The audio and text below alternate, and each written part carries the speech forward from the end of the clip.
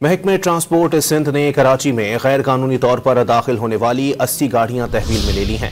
1392 गाड़ियों पर 44,28,000 के जुर्माने भी किए गए। मजीद जानते हैं डॉन न्यूज के नुमाइंदे खावर हुसैन से। खावर, क्या तफसीलात हैं?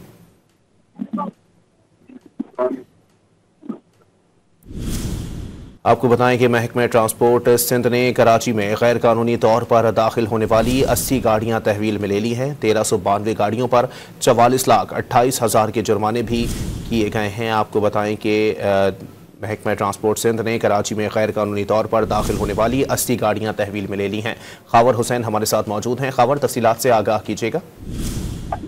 जी, सिंध के सीनियर वजीर शकील मेमन की हिदायत पर कराची शहर में गैर कानूनी तौर पर दाखिल होने वाली गाड़ियों के खिलाफ ऑपरेशन जारी है। महकमा ट्रांसपोर्ट की जानिब से 80 गाड़ियां तहवील में ले ली गई हैं। तकरीबन 58 रूट्स जो है वो रूट्स पर मुअत्तल किए गए हैं। कवानीन की खिलाफवर्जी करने पर 18 ट्रांसपोर्टर्स को वार्निंग जारी की गई है। 1392 गाड़ियों पर 44,28,000 का जुर्माना आयद किया गया है। हुकूमती इक़दाम का मकसद तमाम ट्रांसपोर्टर्स को सरगर्मी को कानूनी और मयारी बनाना है। शकीलना में उनका कहना है गैर कानूनी बस अड्डों के खिलाफ ऑपरेशन से कराची की सड़कों पर ट्रैफिक के दबाव में कमी आई है।